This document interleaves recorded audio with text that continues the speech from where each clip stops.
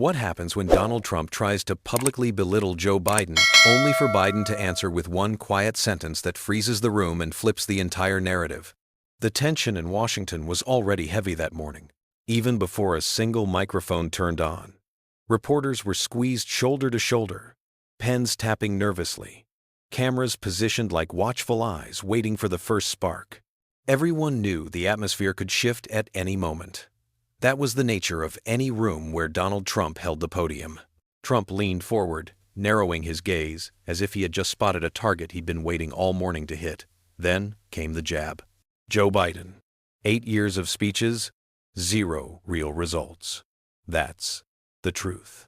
His words dropped like a stone in a still pond. Gasps rippled through the press row. A few reporters exchanged looks, the kind that silently asked, "Did he really just open like that?" Cameras zoomed in instantly, catching every micro-reaction. But the part Trump didn't expect was this. Joe Biden was in the room. He hadn't come for confrontation. He was there for a bipartisan event focused on education, seated quietly off to the side, posture steady, expression unreadable. For many, his presence symbolized something different. For Trump, it was an opportunity. A young reporter from St. Louis whispered into a recorder, "Trump takes first swing at Biden." Another from Phoenix scribbled mockery in bold letters across his notepad. The air shifted. People began to wonder, would Biden respond? Trump continued, voice rising with the rhythm of a seasoned performer. The media loves him, but the truth? He left this country weak. He talked about hope, but hope doesn't pay the bills. We're stronger now than ever before.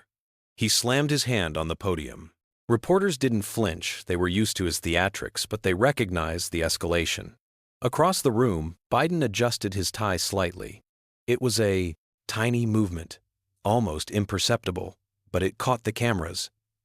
A CNN lens zoomed in on his face, calm, almost too calm.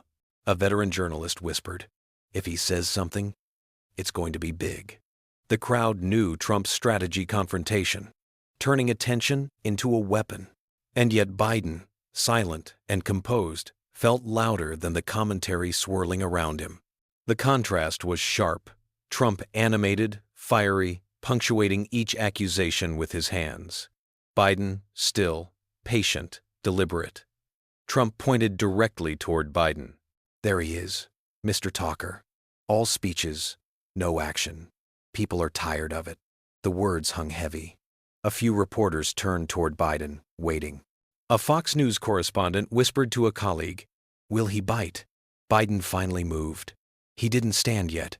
Instead, he leaned forward slightly, folding his hands, glancing toward the podium. His eyes met Trump's for just a moment that felt longer than it lasted. Trump grinned, thinking he had complete control. "See?" Silent. No answers. Typical Biden. The smirk widened. But some reporters recognized the stillness. "He's waiting," one whispered. "He's choosing his moment." The camera stayed locked on Biden. He pushed his chair back, skirked the sound, slicing through the whispers. He stood, unhurried, tall, steady. For a second, it felt like the entire room straightened with him. Even seasoned photographers tightened their grip on their cameras. Biden walked toward the microphone. Not rushed, not dramatic. A calm, measured pace. The kind of pace that said he wasn't here to compete for attention, he would earn it without trying. He lowered the mic slightly. Even that tiny metallic screech echoed through the packed room. He paused. Just that pause alone stretched the air thin, like the room was collectively holding its breath. Reporters leaned forward. Trump leaned back, arms crossed, smirk still present, but his eyes flickered with something else. Was it doubt? Anticipation? Annoyance? Biden scanned the room slowly, not rushing, letting the weight of the moment build. When his lips parted, every microphone tilted toward him, as if the entire room leaned in. But before he said a word, something shifted. The balance of control had already moved to Biden the second he stood up. The 1,000 tiny sounds in the room, keyboards clicking, pens scratching, cameras humming, seemed to fall into one rhythm, synced to Biden's presence. Trump watched him closely. His smirk remained, but thinner now. Biden rested both hands on the podium, fingers spread flat, still silent. The room felt electric. A Seattle journalist whispered, "He's pulling the room in without speaking." Trump leaned closer to his microphone. "What's it going to be, Joe? Another speech about hope? Another promise you couldn't keep?" His voice was sharp, but quick, too quick, as if he was trying to break the rhythm Biden had already created. Biden lifted his head slightly. His voice emerged calm, steady, almost conversational. "This isn't about me. It's about the country we all share." It wasn't the viral sentence yet, but it was the opening move, and everyone felt it. Trump chuckled, shaking his head. "There he goes. Country, country, country." People are tired of speeches. They want results. A young journalist scribbled, "Contrast. Noise versus calm." Biden didn't react. He shifted his weight slightly. "Results come from vision," he said quietly. "Without vision, power is just noise." The line hit the room like a quiet punch. Heads turned toward Trump. His smirk flickered. Trump leaned forward again, voice sharp. "Vision? We're finally winning again. Look around. Markets are up. Jobs are back. People are proud to be Americans again." Biden tilted his head slightly, the way a patient professor might when acknowledging a point worth hearing, even if incomplete. "Pride isn't measured in numbers," he replied smoothly. "Pride is measured in how we treat each other." The words weren't meant to draw applause, yet the room shifted. You could feel the energy tighten. Some reporters glanced sideways, as if silently agreeing that one landed. A few scribbled the line quickly, knowing editors would want it repeated later. For the next few exchanges, the scene transformed into a chess match unfolding in real time. Trump made quick, aggressive moves, meant to hit fast, meant to dominate. Biden countered with patience, every response shaped with intention rather than force. Trump shot back. "You left us divided." Biden answered without flinching.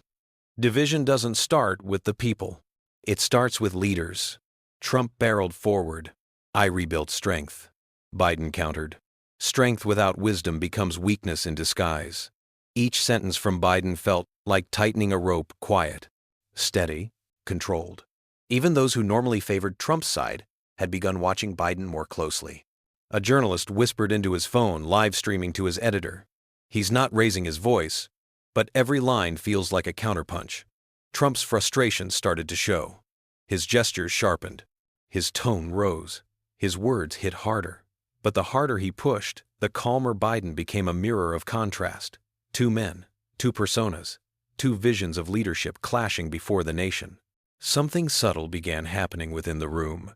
The reporters who started the briefing scribbling Trump's lines were now leaning in toward Biden. Their pens followed Biden's movements. Their cameras lingered on his expression. The headline was shifting on its own. What started as Trump's attack had quietly become Biden's moment. And still, Biden hadn't delivered the sentence yet. The one the world would replay. But the rhythm was tightening. The room sensed it. Biden's pauses grew more deliberate. His sentences shorter, sharper. He was guiding the audience toward something. Trump noticed the shift. "You had your chance, Joe," he snapped, voice louder. "People remember you failed." Biden didn't break eye contact.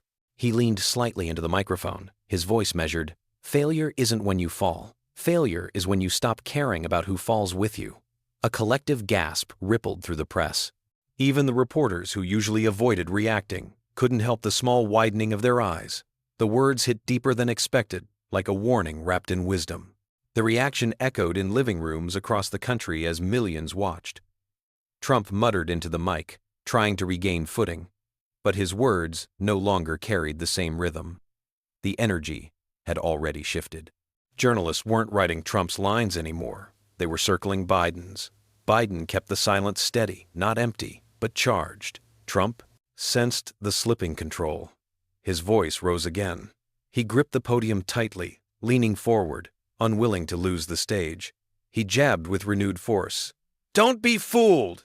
he barked, pointing at the crowd and then at Biden. This man had his time. And what did he leave behind? Broken promises. A weak America. He left jobs overseas. He left the world laughing at us. The room buzzed, keyboards clicking, cameras shifting. A reporter whispered, "He's going all in." Trump continued firing. "You know what he gave us? Talk. Just talk." He went across the country telling everyone what they wanted to hear. But when it came time to deliver nothing, a brutal blow. But Biden didn't move. He stood a few feet away, motionless, hands loosely folded, breathing even. That silence seemed to bother Trump more than any counterattack could have. The more Trump pressed, the calmer Biden remained. Trump's voice rose again. 8 years, Joe. 8 long years. You left this country divided and forgotten. And now you want to stand here pretending to be some kind of leader? The words echoed in the hall. Cameras zoomed in, capturing Biden's face. Not angry, not shaken, simply listening. Then Biden shifted, barely, a slight adjustment of his stance. And that tiny movement drew the attention of nearly everyone. Trump noticed it too. "You think this is funny?" he snapped. "You think America's a joke?" He mimicked Biden's calm demeanor sarcastically. Cool guy. Smooth talker. But cool doesn't fix problems. Cool doesn't pay the bills. Cool doesn't keep people safe. A few quiet gasps. Trump had crossed into full-on barrage mode. This wasn't a rally. This was a bipartisan event meant for education. Lawmakers, reporters, cameras, everyone witnessed the shift. A journalist whispered, "He's trying to bury Biden in real time." Trump wasn't done. He turned toward the cameras, speaking as if directly to the millions. Watching at home, Joe Biden gave you words. I give you results. Don't forget that. His aides nodded vigorously in the back, but even they seemed tense. Biden still hadn't responded. Not to the insult, not to the theatrics. He breathed steadily, waiting. Reporters sensed it. He was waiting for the perfect opening. And Trump was about to hand it to him. The next insult, too sharp, too personal, hung in the air. "You weren't just weak, Joe. You were the biggest mistake this country ever made." A shock went through the room. Even some of Trump's own supporters reacted. Trump grinned, thinking he'd landed the final blow. He didn't know he'd just set the stage for Biden's rise. The final insult echoed in the chamber like a crack of thunder. "You weren't just weak, Joe. You were the biggest mistake this country ever made." For a moment, it felt like the air was knocked out of the room itself. Pens froze. A few reporters exchanged stunned looks. Even some who were used to Trump's fierce rhetoric felt the punch land differently. Trump smiled wide, satisfied, convinced he had just sealed the moment. But Joe Biden didn't shrink, and he didn't explode.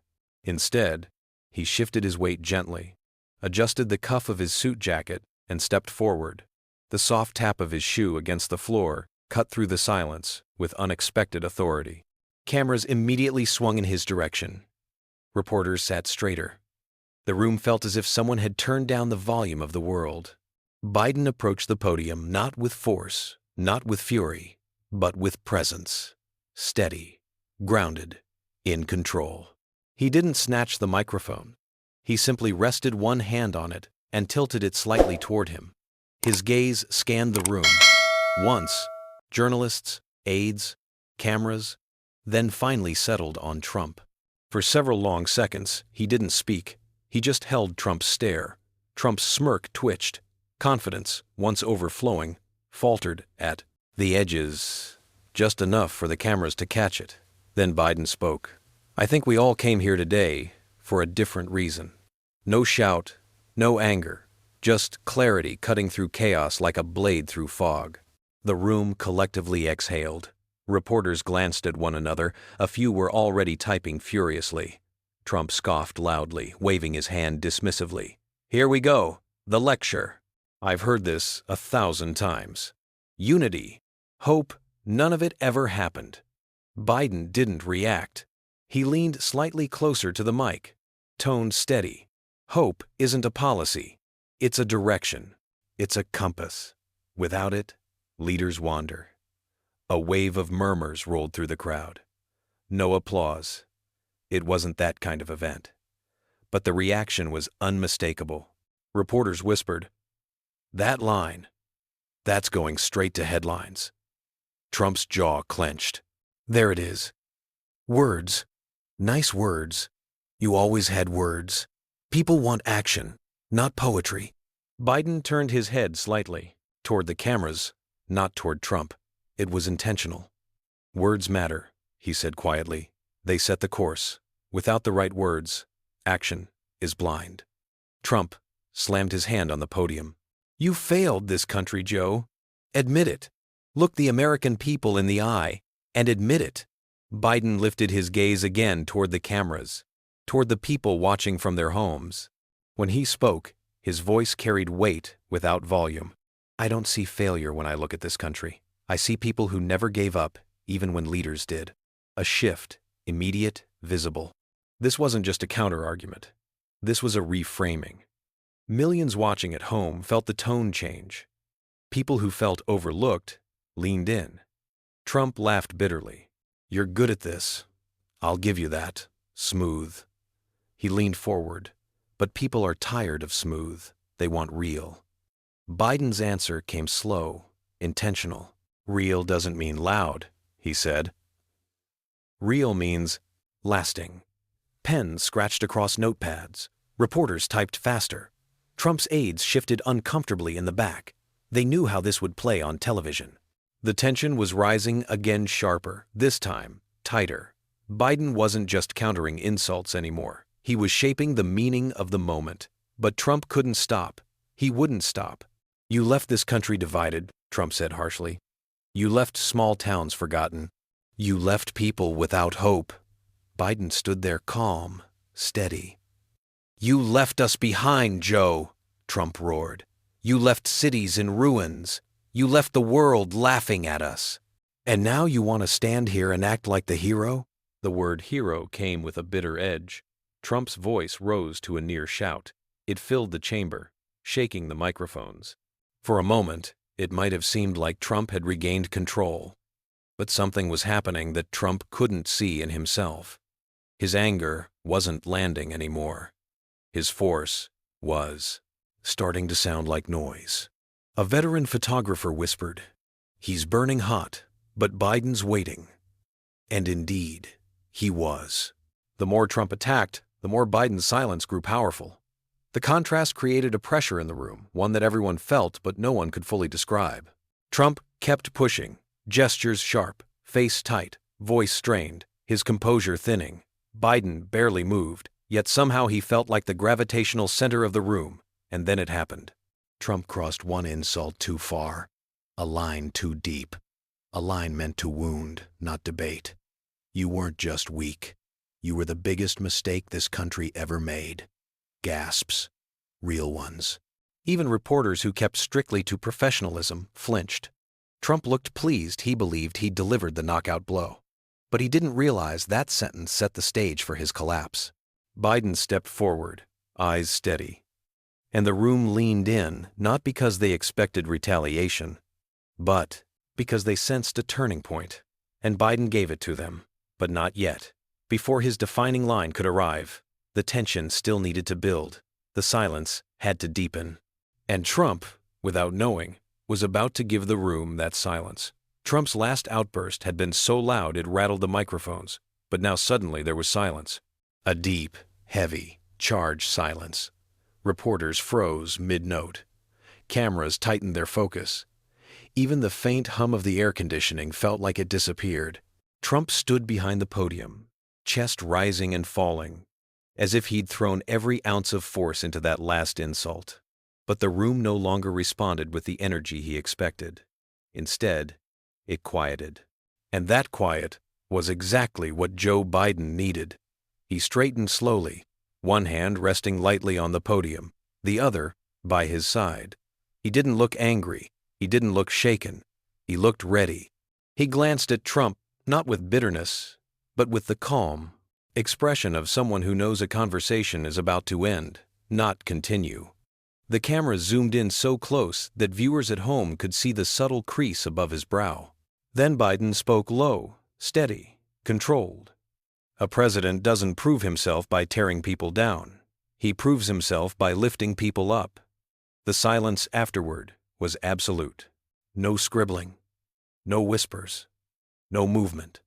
The room absorbed the line.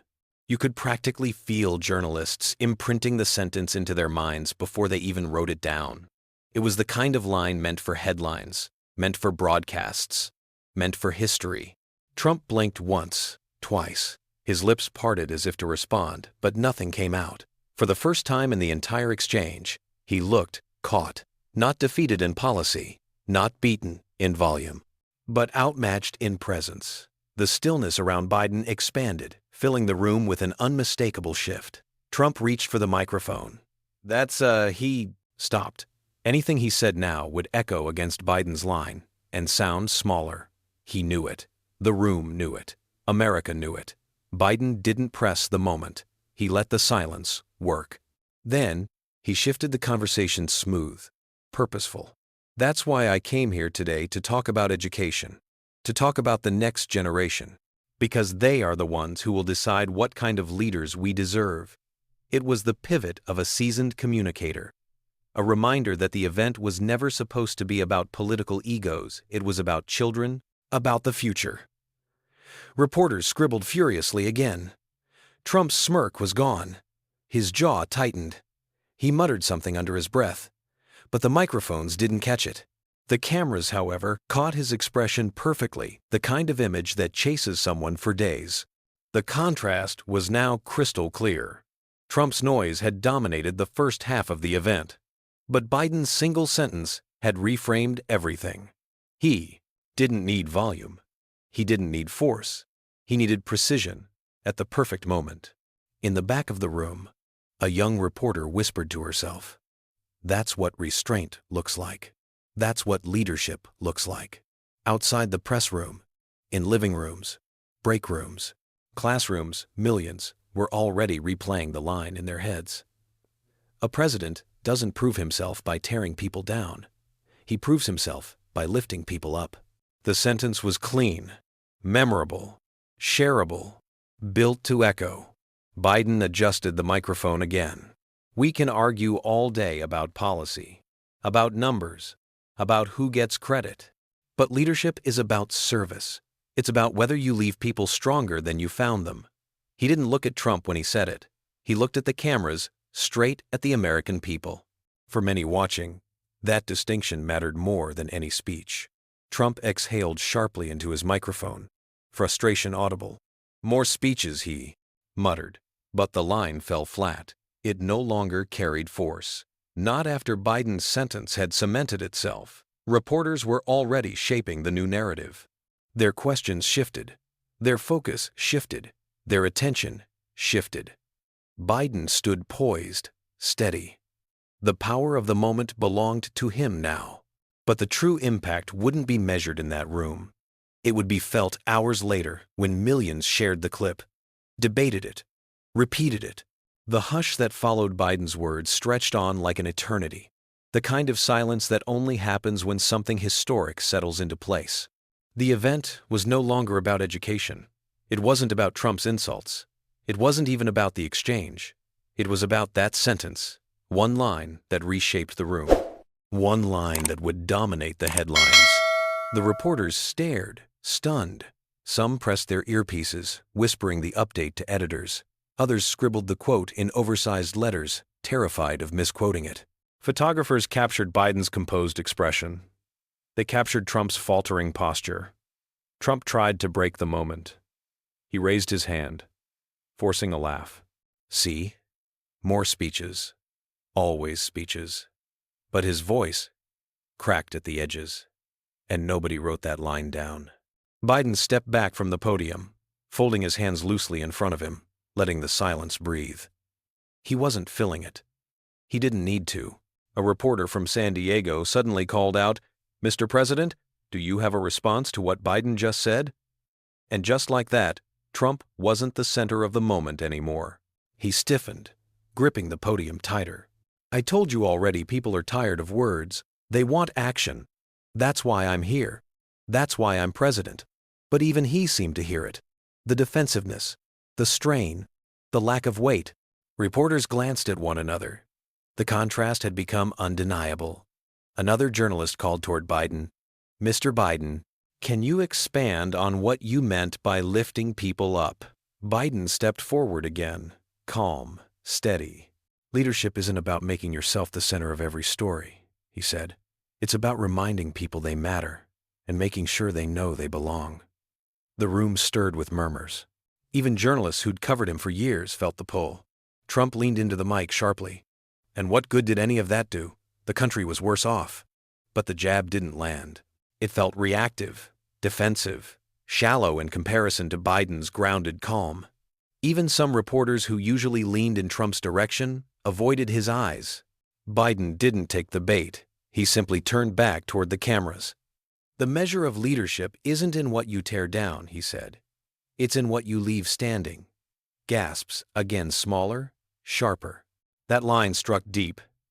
Trump spun toward the journalists, exasperated. "You see what he does? He talks like it's a sermon. That's not leadership, that's performance." But his attempt at humor fell flat. Utter silence.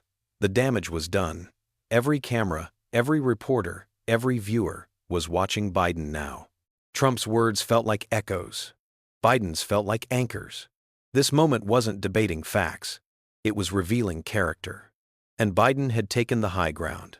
Across the room, aides from both sides shifted uncomfortably. Even Trump's own staff, standing in the shadows at the back, wore the tight, uneasy expression of people who knew how this would play on television. Cameras zoomed in again, framing Biden's composed face against Trump's rising frustration. The contrast was so stark it almost felt symbolic. Calm against chaos. Composure against aggression. Leadership against noise. Trump tapped the podium sharply, his voice tightening. "Don't let him fool you. He failed this country. Don't forget that." But the line fell flat. It sounded more like an echo than an argument repeating itself, shrinking with every attempt to dominate. A veteran reporter from Philadelphia scribbled in the margin of her notes, "He's lost the room." Biden didn't gloat. He didn't smirk. He simply stood there, hands folded, posture steady, as if signaling that sometimes the strongest response is restraint. The silence that followed wasn't empty. It was full of weight, of meaning, of realization. Reporters could feel the narrative shifting with each passing second. Trump's frustration grew visible. His eyes narrowed. His grip tightened around the podium. "Don't forget what he did," Trump barked again. But even he seemed to feel the words thinning as they left his mouth. The power wasn't with the aggressor anymore. It was with the one who stayed steady. Biden took a step back, letting the room breathe. He didn't interrupt Trump. He didn't match the volume. He simply allowed Trump's own momentum to drain itself. But Trump wasn't done. He wouldn't let the silence settle. "You think he's some hero? Some leader?" he said, voice sharp. "He left America worse than he found it, and now he stands here acting like he's above all this." Biden turned his head slightly, just slightly, toward Trump. The look wasn't mocking. It wasn't angry. It was the look of a man who had heard every insult before and had already decided which ones deserved his energy. Trump scoffed loudly, throwing his hands in the air. "You see? That's what he does. He stands there like he's got all the answers." Biden didn't react. It unnerved Trump more than any counterargument could have. The room's energy was shifting faster now, away from Trump's barrage and toward Biden's steadiness. Reporters noticed it. Cameras noticed it. Millions watching noticed it. Biden stepped back toward the microphone again, his voice even.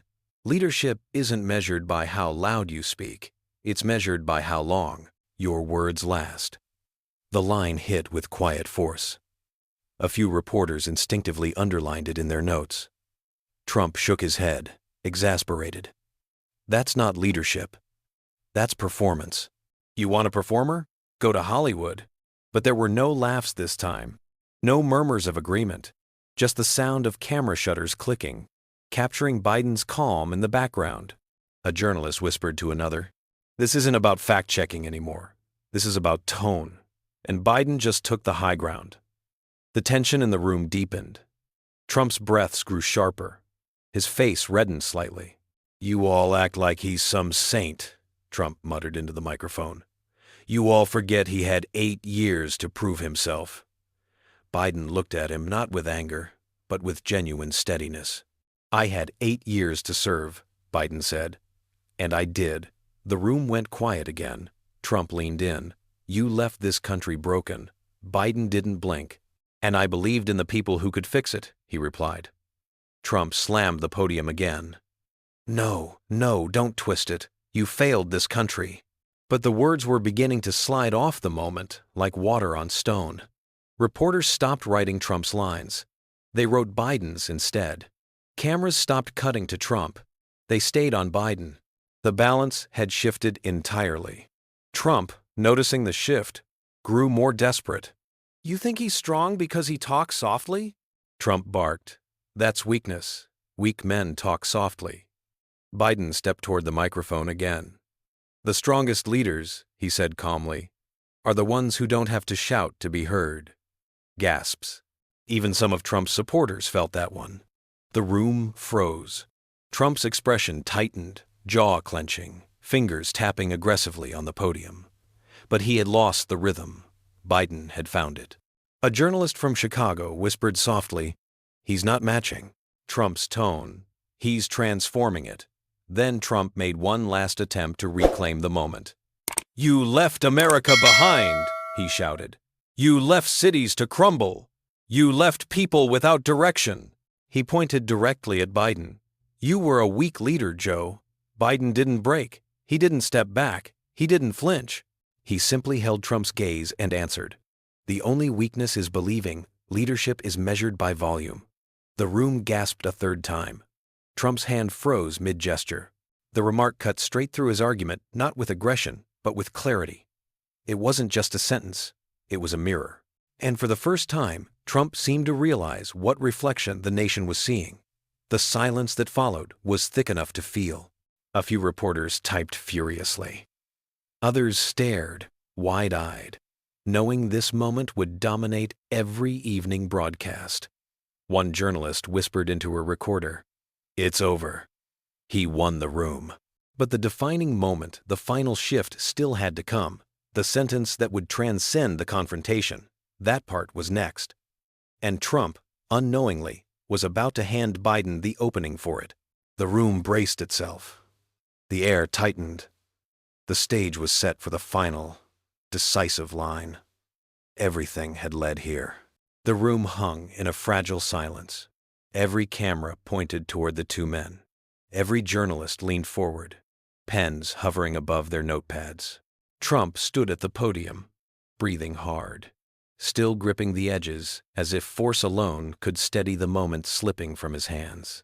He opened his mouth, ready to fire another insult, another attack, another attempt to pull the spotlight back to himself. But no words came, not because he had nothing to say, but because the room was no longer with him. The air conditioning hummed faintly, barely audible. Fingers hovered above keyboards, motionless. Reporters didn't dare blink. Joe Biden, standing a short distance away, watched him quietly. He didn't smirk. He didn't gloat. He didn't look triumphant. He simply looked ready to finish the conversation. Then, softly, he straightened his posture. He rested one hand lightly on the podium. The other dropped gently to his side. Trump's eyes darted toward him, a flash of uncertainty visible for the first time. Biden held his gaze, not with anger, not with superiority, but with a steadiness that said, "This moment isn't yours anymore." And then Biden delivered it, the sentence that changed the tone of the entire exchange, the sentence that would dominate every headline, the sentence that millions would replay across televisions, phones, and social feeds. A president doesn't prove himself by tearing people down. He proves himself by lifting people up. The silence that followed wasn't just quiet, it was reverent. A stillness fell so deep that even the cameras seemed to hold their breath. Reporters stared, wide-eyed, as if they had all heard the same thing at once. That's the moment. That's the headline. Trump blinked rapidly, lips parted, searching for a comeback that simply wasn't there. For the first time in the entire exchange, he looked small. Not because Biden shouted over him, not because Biden embarrassed him with force, but because Biden offered a sentence that was impossible to twist, impossible to belittle, impossible to drown out. The room leaned toward Biden. Trump leaned back. Every camera tightened its frame around Biden's calm face, the face of someone who had chosen restraint over rage, clarity over chaos.